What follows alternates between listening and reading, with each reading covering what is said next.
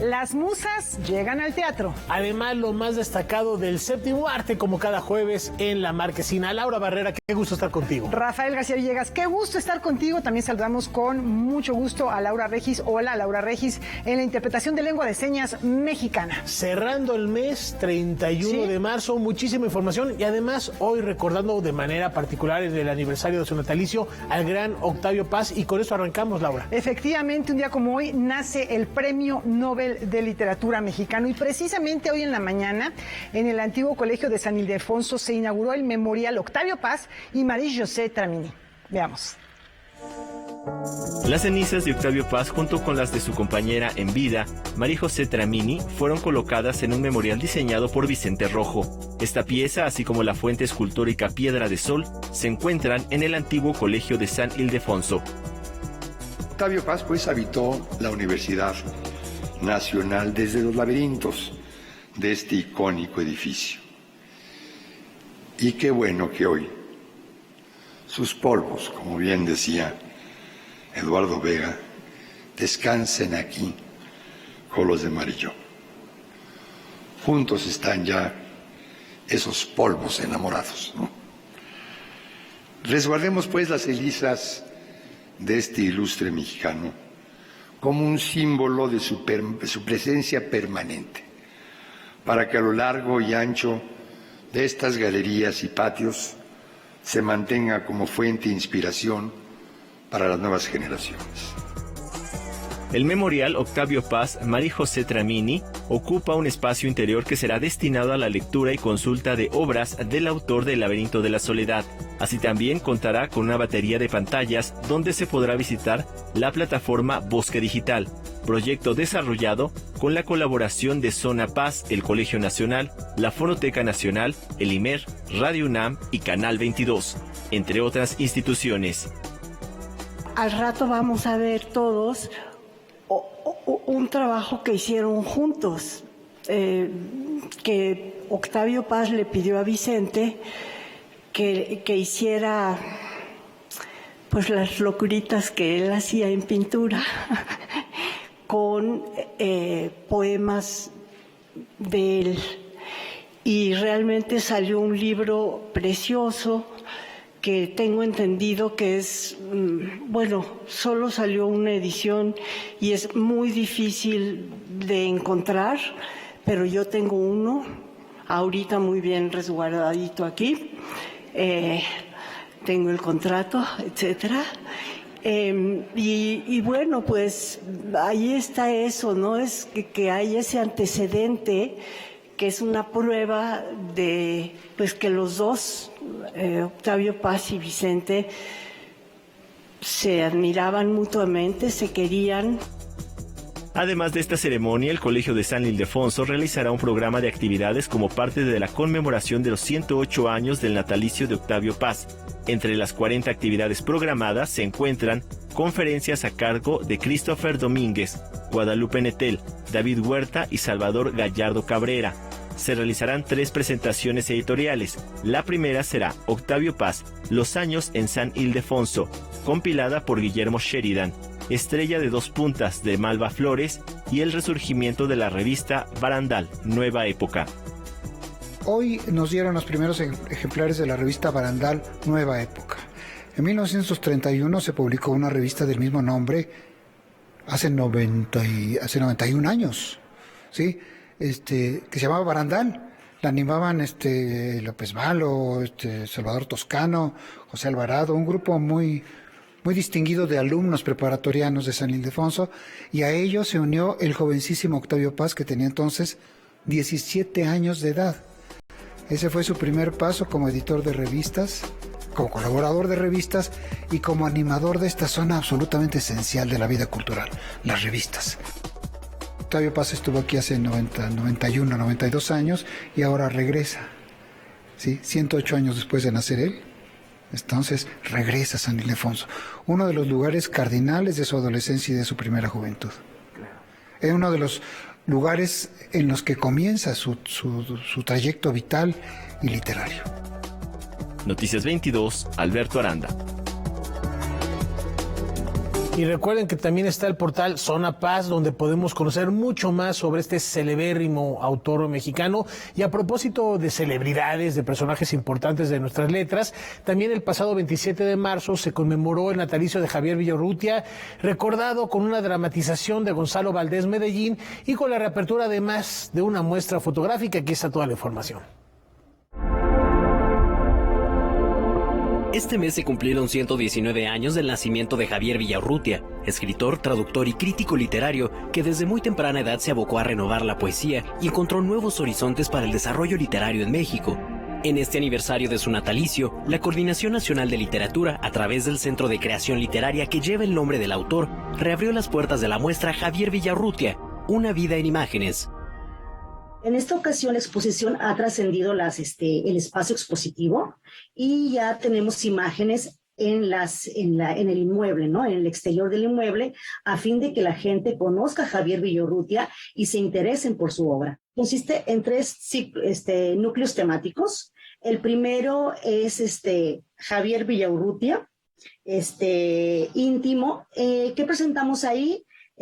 A su familia, a su madre y a sus 2 hermanas y su círculo cercano.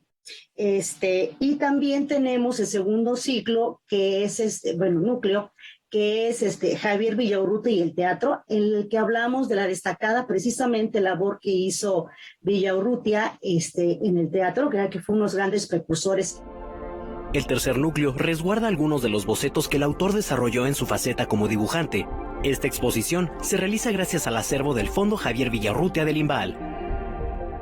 Es uno de los acervos privados más importantes y que está bajo custodia del Centro de la Coordinación Nacional de Literatura. Tenemos diferentes manuscritos, recibos, trofeos, hay una vajilla que data de la época y hay una máscara mortuoria.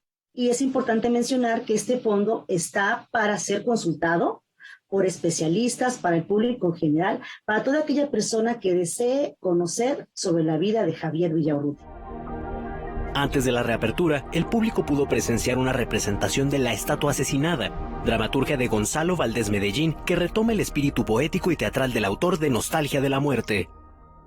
Villaurrutia marcó, y el grupo al que perteneció, marcó un cambio, ¿no?, hacia lo que se llamó la generación del medio siglo, y su obra puso a dialogar el arte mexicano más allá de lo que se estaba haciendo en ese momento. Perteneció al grupo Los Contemporáneos y fue un grupo de escritores autodidactas que vieron más allá. En esa época estábamos bajo el muralismo mexicano y ellos propusieron una obra más novedosa en contraste con lo que estaba presentando en esa época, ¿no?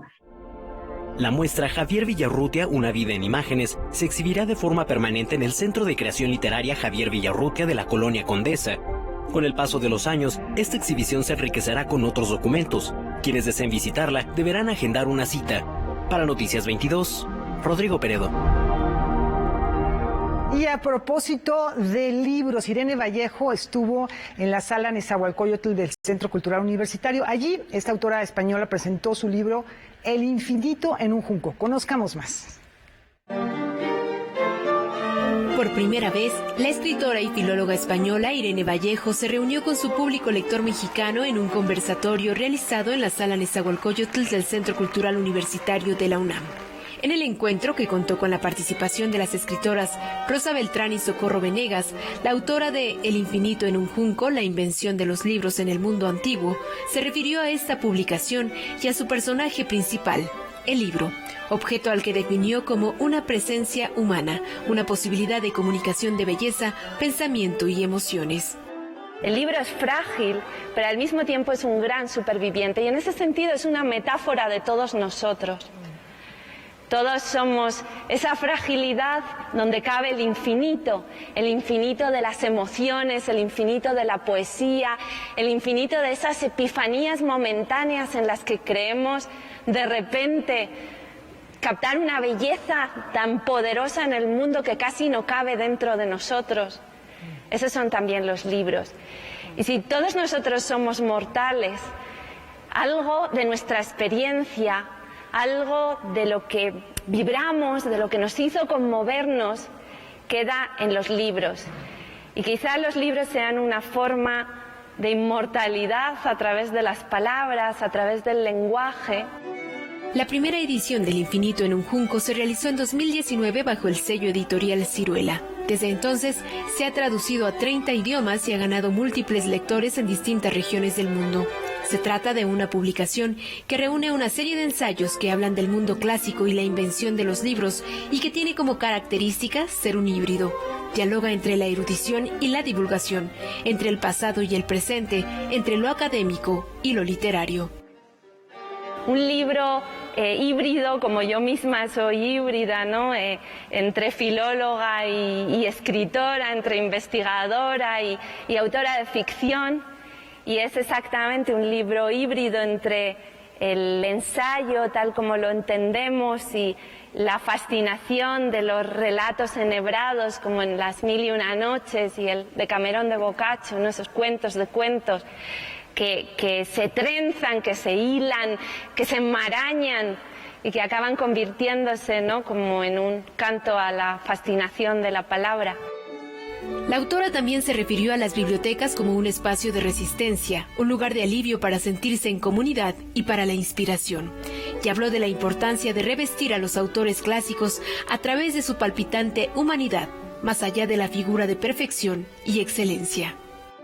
En esa inquietud difícil de expresar nació también el Infinito en un Junco, ¿no? Como una necesidad de hacer bajar a estos héroes, a estos conquistadores, a estos emperadores de su pedestal y preguntarme por ellos realmente como seres humanos. El Infinito en un Junco es una historia de amor y los protagonistas somos todos nosotros, ¿no? Quien ha leído y amado los libros sabe que es el protagonista de este libro.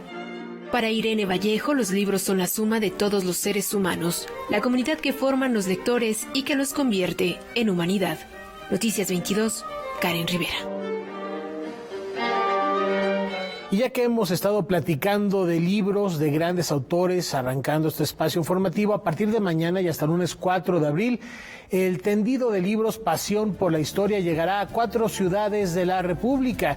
En el Zócalo de la Ciudad de México habrá más de 300 libros diferentes y un total de 15,000 ejemplares con precios que van desde los 30 pesos.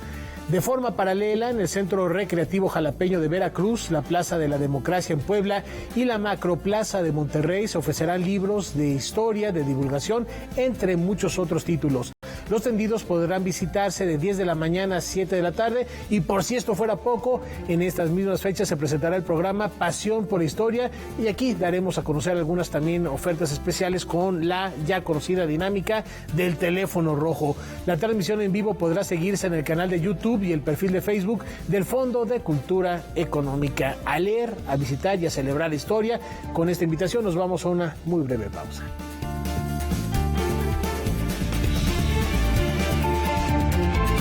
Jueves de Marquesina, Julio López está aquí ya con Rafa, vamos con ellos.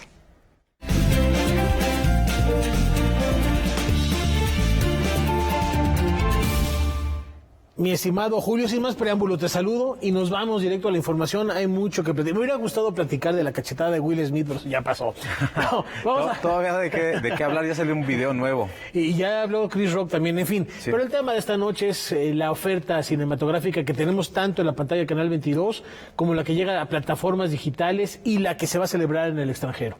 Así es, mi querido Rafa, amigos, muy buenas noches. Sí, llega a la plataforma de Filmin Latino, que es la plataforma del IMCINE, una película muy interesante que no se deben de perder, que se llama Un viaje en taxi. Es una verdadera pesadilla lo que retrata esta película.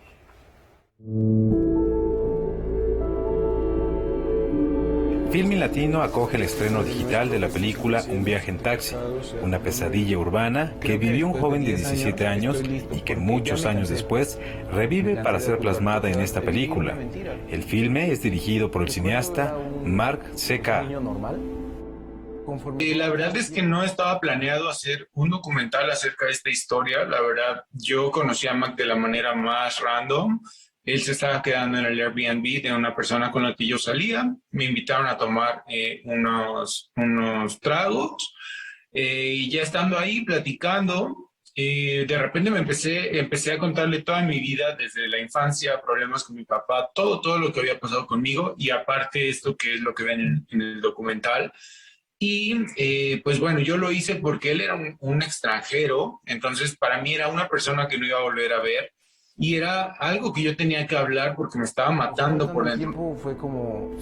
La vida de Eric cambió para siempre cuando subió a un taxi. El conductor y 2 cómplices lo agredieron sexualmente.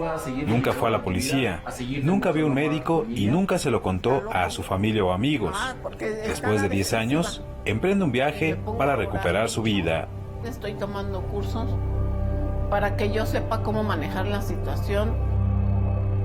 Sí alcanzamos a ver también cómo la película, pues, como que tocó estas fibras, ¿no? Tocó estos nervios también en audiencias extranjeras, y nos da muchísimo gusto eso, porque pues tampoco sabíamos cómo iban a responder, también por la naturaleza misma del proyecto, porque es un proyecto sobre una violación o una agresión sexual a un hombre, que es un tema realmente tabú en muchas partes del mundo. Es un tema que, por ejemplo, en Singapur, de donde es el director, ni siquiera es considerado un delito una agresión hacia un hombre, entonces es un tema que ni siquiera se habla.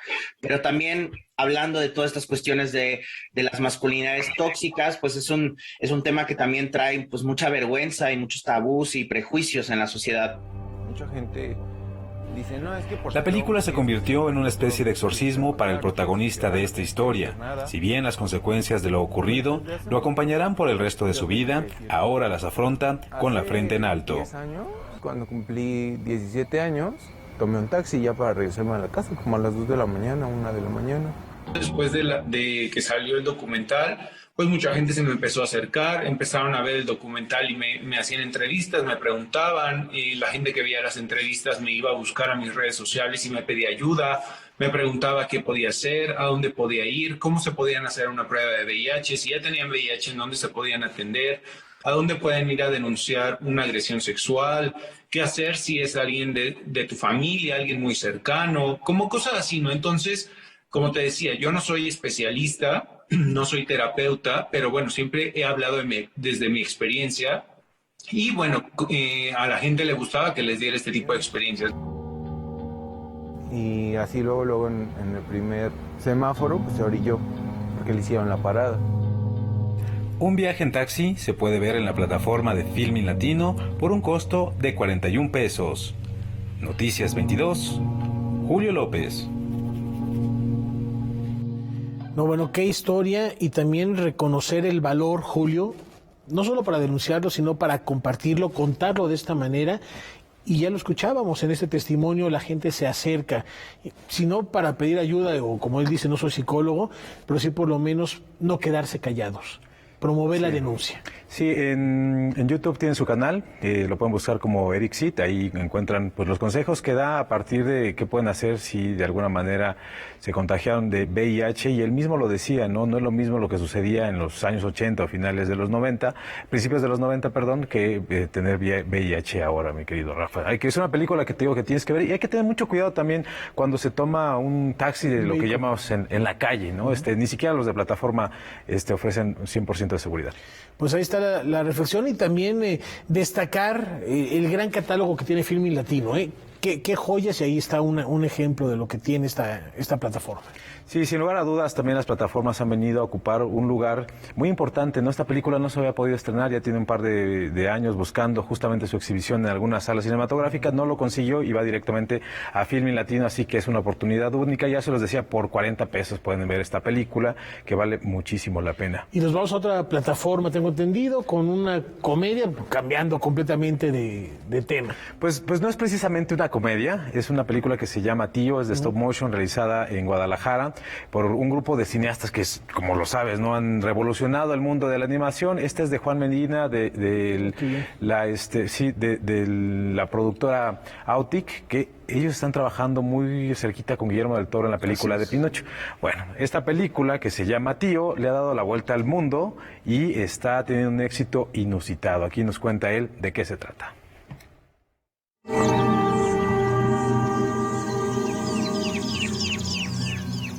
Soy Juan José Medina, director del cortometraje animado Tío. Y bueno, es un relato de terror sobre un niño minero en su primer día de trabajo.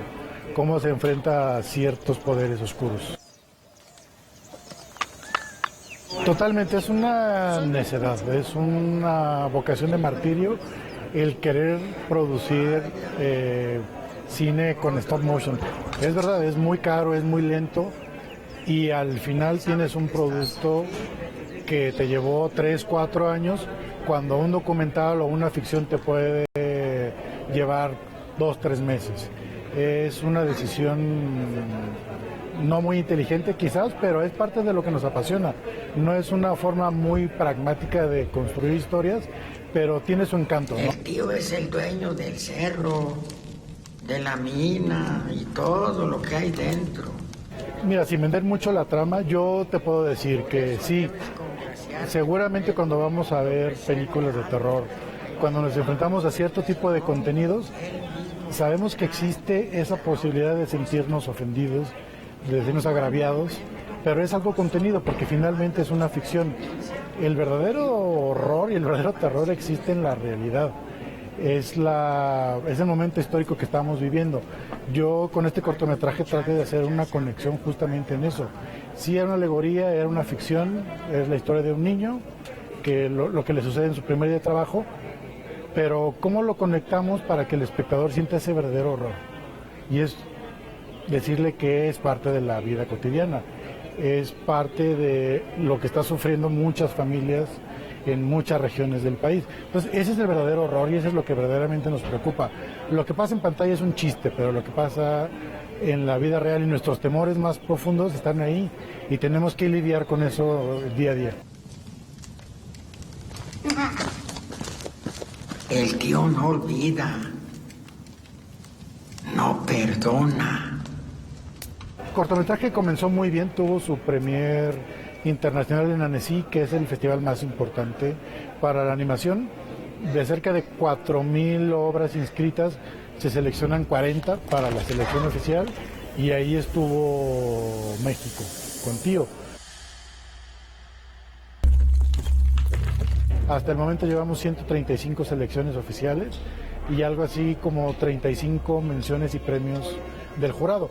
La verdad le ha ido muy bien. Sobre todo es eso, ¿no? Es demostrar que productos culturales que se hacen en México, con las limitaciones que puede haber institucionales, pues le dan la vuelta al mundo y ponen a México en su lugar.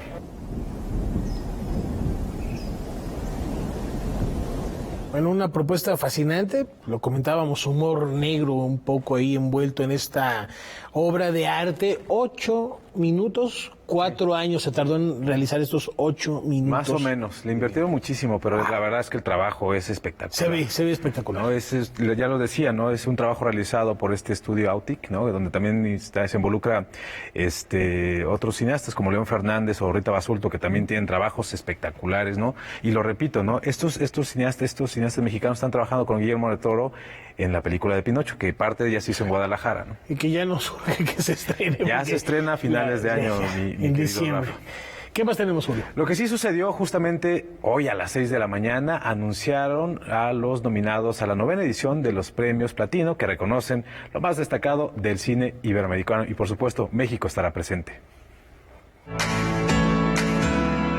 Hoy se revelaron las nominaciones a los Premios Platino que reconocen lo más destacado del cine iberoamericano.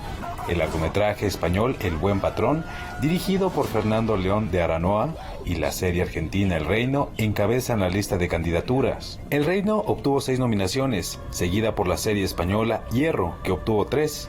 En el apartado de cine sobresalen las producciones españolas. El Buen Patrón consiguió 11 nominaciones. Maixabel 8 y Madres Paralelas obtuvo 7 candidaturas. México estará representado por las películas Noche de Fuego de Tatiana Hueso, Los Lobos de Samuel Kicillopo, Sin Señas Particulares de Fernanda Valadez y El Diablo entre las Piernas de Arturo Ripstein. Y por las series Narcos México, Monarca y Luis Miguel la serie. Noticias 22, Julio López. Mi estimado Julio, nada más de pensar en la selección de mexicanos que van a estar participando. Estamos hablando ya de una competencia muy reñida. Todos han tenido éxitos en distintos festivales a lo largo del año pasado, de lo que va de lo cual habla también de un nivel de competencia muy, muy elevado. Muy alto. Y permíteme decir, México va a estar presente no solo con la representación cinematográfica, Canal 22 también va a estar por allá. Si todo sale bien, estaremos dando cobertura justamente a esta entrega de reconocimientos, ¿no? Y bien lo decías, ¿no? Más de 800 trabajos se inscribieron en esta edición de los Premios Platino. Se hace una primera selección, 20 películas por categoría, y de esas 20 solo quedan 4, ¿no? Entonces, imagínate la cantidad de trabajos que llegan de todas partes, ¿no? De todos los países de Iberoamérica, justamente, incluido España y Portugal, ¿no? Los Premios Platino se van a realizar en Madrid, España, el 1 de mayo, y ese día conoceremos a los ganadores, ¿no? Hablando de la parte mexicana, está Noche de Fuego compitiendo por Mejor Película Iberoamericana, junto a otras películas que también han tenido un éxito inusitado, ¿no? Como El Buen Patrón, que recientemente pues triunfó en la última edición de los premios Goya, ¿no? Pero ahí está una película como Madres Paralelas, de Pedro Almodóvar, ¿no? Que nunca se pueden como desestimar de alguna manera. Tenemos Pedro Almodóvar compitiendo por el premio al Mejor Director, Tatiana Hueso, ¿no? Que es una directora que ya lleva radicando mucho tiempo en nuestro país. Los Lobos tiene 3 nominaciones, y también está El Dedo entre las Piernas, de Arturo Ripstein, que tiene una nominación en la categoría de Mejor Diseño de Arte, ¿no? Y por ahí está también Sin Señas Particulares, que ha ido increíblemente también en la categoría de Mejor Ópera Prima. Pues ahí está la invitación, estaremos siguiéndolo muy de cerca, y mucha suerte a los connacionales, pero viene este otro desafío que ya planteabas, no solo lo que llega a las pantallas, sino también lo que está en plataformas. Estaremos al pendiente de los Premios Platino, y seguimos ahora con otra recomendación, Julio. Sí, como siempre, como cada jueves, el reconocido crítico de cine, Leonardo García Saul, que le atina a todas las quinielas, ¿no? Nos tiene una propuesta que va a pasar por Canal 22 y que no se deben de perder. Hola, ¿qué tal? ¿Cómo están? En esta ocasión les voy a recomendar una rareza, una verdadera joya escondida del cine japonés en los albores del cine sonoro. Se trata de Tange Sassen, el jarrón del millón de Río, de Sadao Yamanaka, que es una película de 1935 y que fue restaurada hace poco por la Cinemateca Nacional de Japón.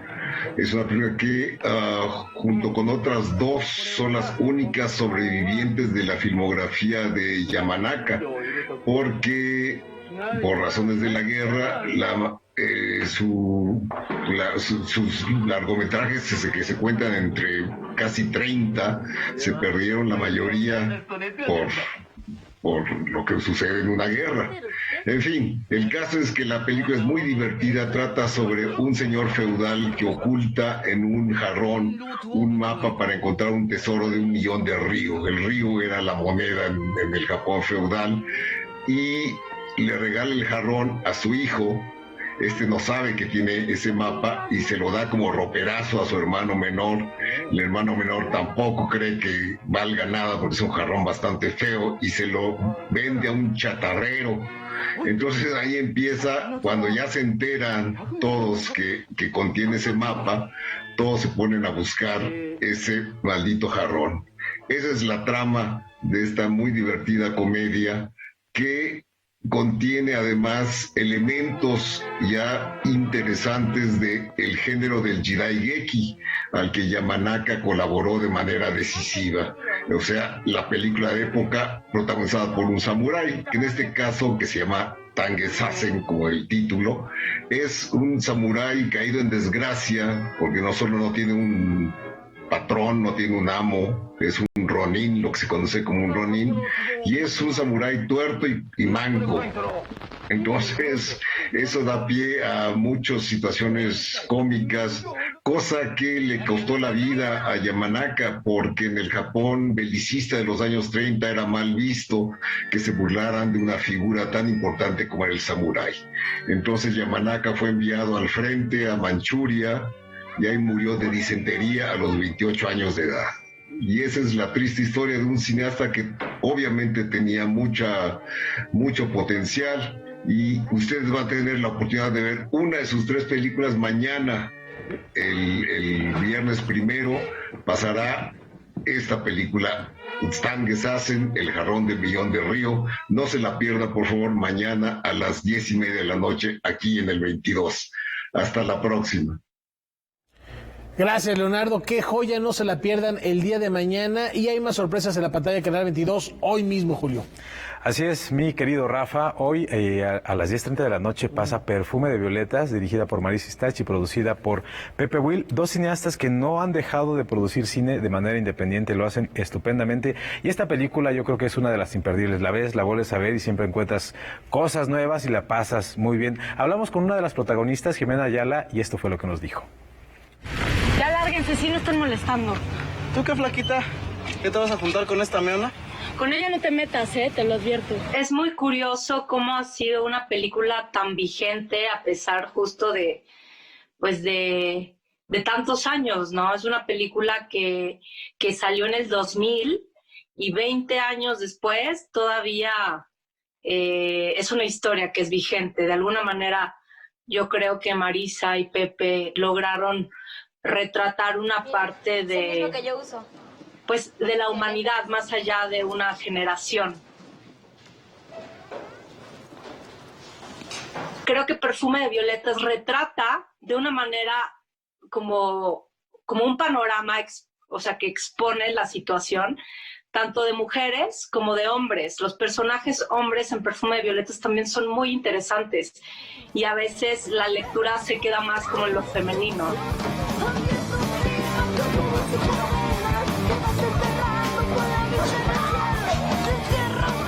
A mí me pasa una cosa respecto a eso y yo tengo una postura un poco más global respecto a eso. O sea, yo creo que no solamente somos las mujeres las que estamos vulnerables y frágiles, sino somos todos los seres humanos.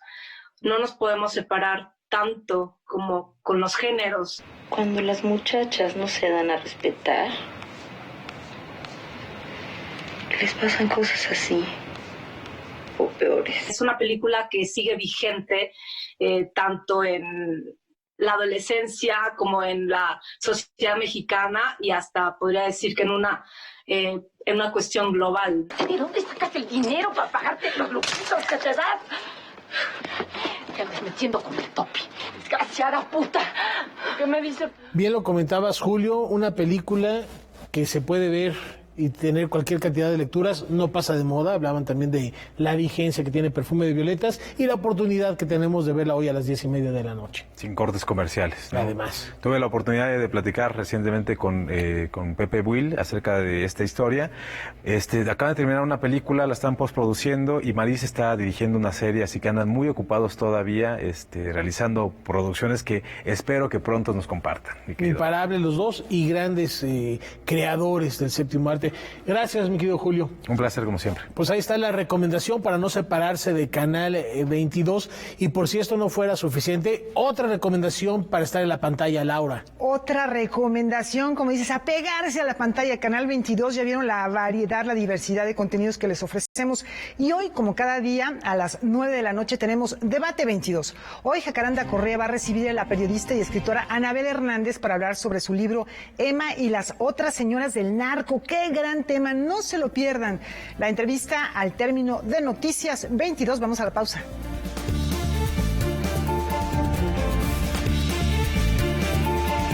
Canal 11 presenta en redes sociales 9 historias que visibilizan la lucha y la participación de las mujeres transgénero. Esta serie se titula Yo, Ellas, Nosotras y busca poner fin a la discriminación y el acoso que sufren quienes pertenecen a esta comunidad. Vamos a ver más. Según el Instituto Nacional de las Mujeres, en México el 75% de las mujeres transgénero han sido discriminadas. A la mitad de ellas les han sido negados derechos y el 35% ha experimentado discriminación o acoso a través de las redes sociales. Con el propósito de disminuir estas cifras y concientizar a la sociedad de esta problemática, el equipo de 11 Digital, encabezado por la productora Patricia Guzmán, trabajaron en la realización de cápsulas tituladas Yo, Ellas, Nosotras. Es un proyecto en formato Drama Life que se hizo para dar voz a las mujeres trans y que pudieran hablar sin miedo, que tuvieran un espacio, una plataforma para que su voz pueda sonar y pueda detenerse un poco como los discursos de odio, los crímenes igual.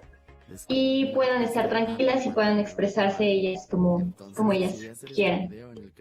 Son 9 historias distintas. Cada una es narrada por la protagonista, quien cuenta sus experiencias, las dificultades a las que se enfrenta, así como su lucha diaria para hacer cumplir sus derechos, erradicar los estereotipos de género, así como lucha y participación dentro del movimiento feminista. Pues ellas sufren discriminación a nivel laboral, a nivel jurídico, a nivel político y a nivel social. Ellas nos dan mensajes de amor, de que todas las mujeres son iguales y de que todos tienen que tener pues los mismos derechos con los que todas las personas. Este trabajo audiovisual nos permite conocer el trabajo y la vida de Laurel Miranda, Amelia Waldorf, Natalia Lane, Miki Kundapí, Semoa, Elisa Sonrisas, Samantha Flores, Alejandra Vogt y Salma Luébano, quienes nos comparten sus inquietudes y deseos. Cada una de ellas nos cuenta su historia con su propia voz, con sus lineamientos también, y pues son como en diferentes situaciones, por ejemplo, cultura, periodismo, trabajo sexual, pues son como varias cositas en las que se desarrollan nuestras cápsulas. Estas cápsulas están disponibles en las redes sociales y en la página de Canal 11. Y pues ahí pueden verlas, les van a gustar muchísimo. Son cápsulas que se hicieron con mucho cariño, con mucho amor, y el mensaje que tratamos de enviarles y de contarles, pues es muy bonito. Con información y texto de Óscar Cortés, Óscar Helguera, Noticias 22. Y les platicamos que 2 heroínas de la independencia de México se reencuentran en el Centro Cultural del Bosque gracias al montaje Musas de Abraham Seransky. Este fin de semana es la última oportunidad para ver la puesta en escena Musas, obra escrita y dirigida por Abraham Seransky, que ficciona un hipotético encuentro entre 2 mujeres determinantes para la independencia de México, Josefa Ortiz de Domínguez y Leona Vicario. El montaje, que tuvo su estreno en septiembre del año pasado y se repuso a mediados de marzo, es resultado de un largo proceso de laboratorio. A casarme y dedicarme a mi propio hogar. El director y quien generó este proyecto, que es Abraham Seransky, él tenía ya un boceto de algo sobre lo que podíamos trabajar, pero no venía como ya dispuesto para que lo abordáramos, sino pasamos un proceso de laboratorio donde hicimos más investigación, donde tratamos de escarbarle la dramaturgia para que quedaran los personajes como pensamos que se les podía hacer un poco más de justicia. Y también darle voz no solamente a estos 2 personajes, sino a todas las mujeres que formaron parte de la lucha independentista y que a través de lo que podemos ver en la obra o lo que hablamos en la obra, también darle cabida a todas esas voces que se han perdido a lo largo de la historia porque no aparecen. Tú eres Leona. No.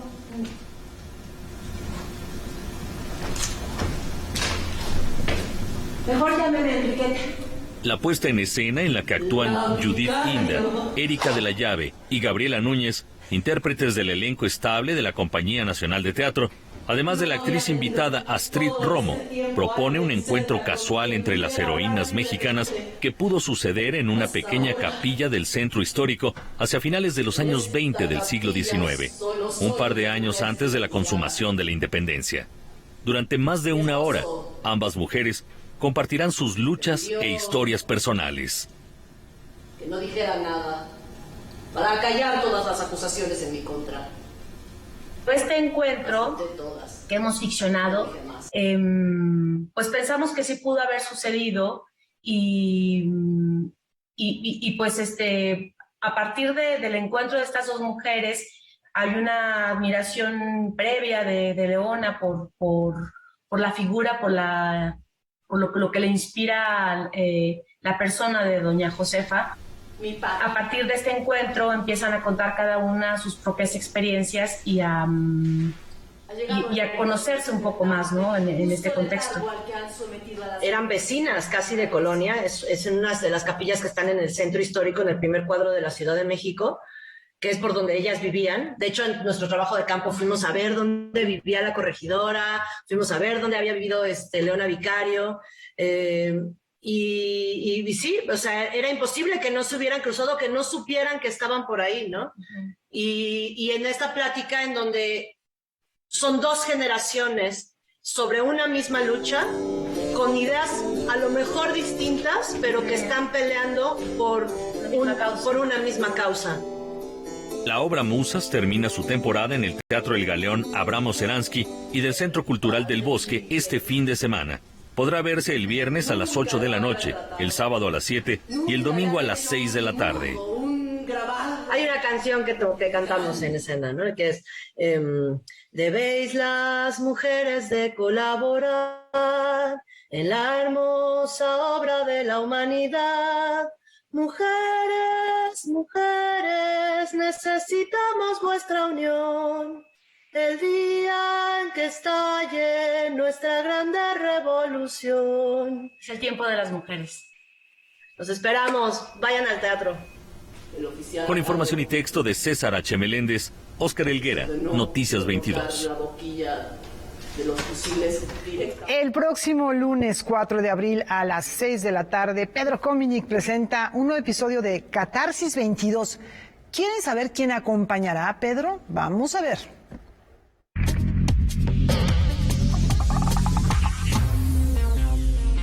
Hola, soy Sabina Berman y este próximo lunes 4 de abril estaré invitada en la 4ª temporada de Catarsis 22 con Pedro Cominic, ahora de manera presencial, discutiendo los tópicos en tendencia en su nuevo día y horario por Canal 22. Nos vemos entonces. Bueno, pero no dejemos que discutan solos Sabina y Pedro los tópicos. Participemos todos a partir de este momento. Pueden votar por los temas que se van a tratar en este programa de Catarsis 22. Ahí está la invitación en el Twitter @Canal 22. Tomen su teléfono en este momento y voten y súmense, por supuesto, a esta conversación. Con invitación, nos vamos a la pausa.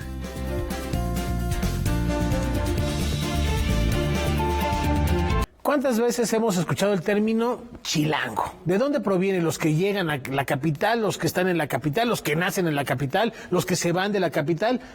Hoy Roberto Frías en la región nos ayuda a despejar esta incógnita.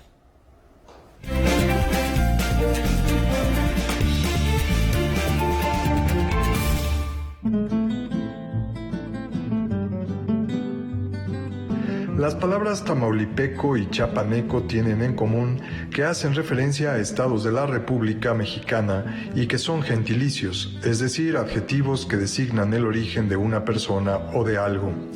La partícula eco proviene del náhuatl y designa justamente lugar. Este tratamiento es exclusivo del español de México. Se ha dicho que la palabra chilango, gentilicio con el que se ha designado a los originarios de la Ciudad de México, proviene también del náhuatl, pero no es verdad. José G. Moreno de Alba, lingüista y académico, quien fuera director de la Academia Mexicana de la Lengua, llegó a decir que se desconoce el origen de la palabra, aunque se le sitúa por uso en la primera mitad del siglo XX. Negaba Moreno de Alba en 2008 que sea un gentilicio adecuado porque no cumple con las reglas de la construcción del gentilicio, que requiere la inclusión o referencia al lugar del que se habla. Le parecen más adecuados mexiqueño, que incluso llegó a incluirse en diccionarios pero que nunca se ha popularizado, o defeño, que ya no puede existir gracias al cambio de nombre de nuestra capital ocurrido en 2016. Son muchas las teorías sobre el origen de la palabra chilango, que normalmente se utilizaba de manera despectiva por los habitantes del resto del país para designar a los capitalinos como personas sucias, mañosas y arteras. Se dice que viene del náhuatl y se compone de las palabras chile y chango, un poco abrevando en la idea de que los chilangos siempre andan en busca de comida picante. Se dice que viene del maya, de la palabra xilán, que significa pelo revuelto y que se ha usado en Veracruz Veracruz desde hace tiempo, que viene de Huachinango, porque los de la Ciudad de México tienen la cara roja por el frío, como el pez. Gabriel Said da como posibles orígenes el de Xilán y el de Huachinango, pero sin decantarse en totalidad por ninguno, porque no hay datos fehacientes para ninguna etimología. Quizá lo importante no es definir el origen de este escurridizo, jabonoso gentilicio que cada día pierde más su estigma peyorativo y va ganando en apropiación orgullosa por parte de los habitantes de la Ciudad de México. Quizá lo importante es celebrar que tenemos un gentilicio que nos define, como dice Said, una palabra que nos pertenece y a la que pertenecemos, a la que podemos regresar siempre como quien regresa a casa. Para Canal 22, Roberto Frías. Hay una buena investigación sobre la etimología posible de una palabra que los mismos habitantes nacidos en esta ciudad nos decimos a nosotros mismos. Yo soy chilango y la verdad es que a mucho orgullo. Bueno, pues en 2021 la Lotería Nacional conmemoró su aniversario 250, que lo comentamos. Ahora los festejos continúan con una muestra fotográfica en el repositorio Memórica.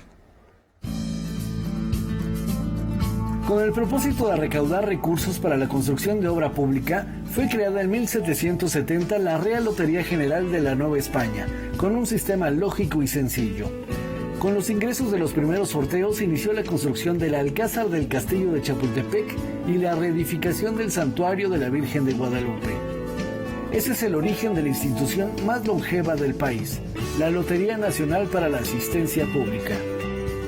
Y hay que tener en cuenta que la Lotería Nacional es una institución que ha sobrevivido largo tiempo, ¿no? Es de las pocas virreinales, de las pocas de la época virreinal que siguen vivas hasta nuestros días. Con motivo de su 250 aniversario que celebró el año pasado, la Lotería Nacional organizó una exposición fotográfica en la Galería Abierta de las Rejas de Chapultepec.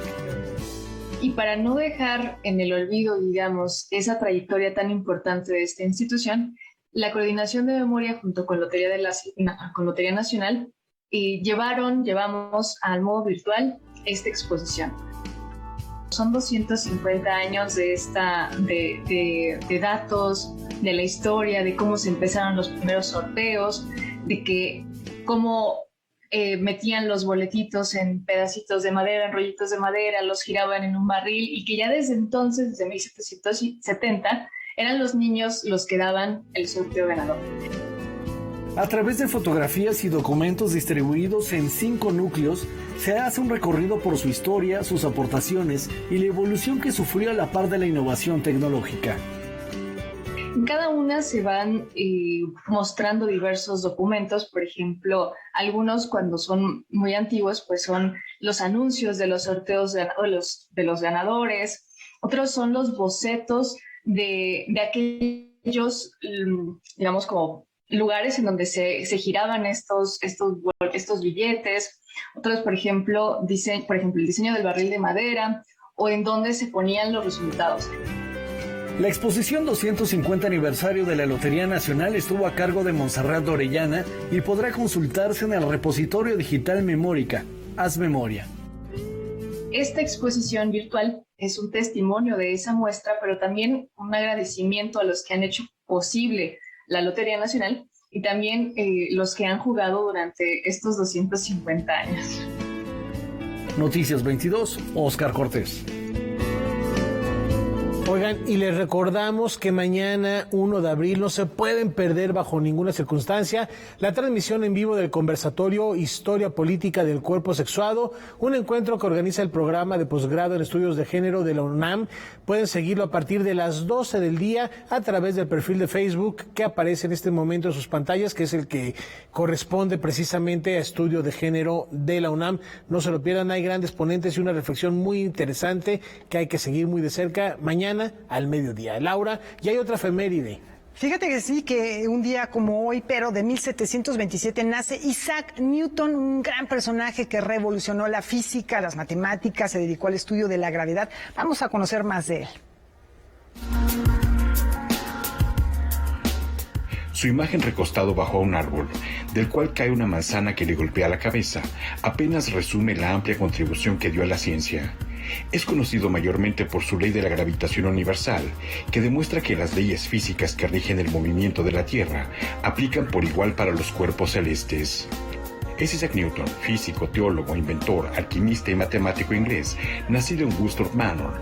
Sus contribuciones se extendieron para explicar otros fenómenos del universo relativos a la luz, la óptica, la mecánica de fluidos, y se le otorga el crédito de ser quien desarrolla el cálculo diferencial e integral. Isaac Newton nació en el seno de una familia puritana y quedó huérfano de padre a edad temprana. A los 18 años, ingresó a la Universidad de Cambridge. Sin asistir a clases regularmente, su interés se centraba en la biblioteca, en una formación autodidacta, leyendo las concepciones matemáticas y filosóficas de la época.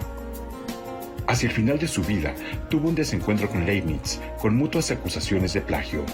No obstante, su prestigio científico le valió ser miembro del Parlamento en 1689, de la custodia de la Casa de Moneda en 1696 y la presidencia de la prestigiosa Royal Society en 1703. Afecciones renales terminaron con su vida el 31 de marzo de 1727 y sus restos fueron depositados en la abadía de Westminster, y hoy recordamos a Isaac Newton como la piedra angular que, desde múltiples disciplinas, explicó el mundo. Noticias 22, Víctor Gaspar.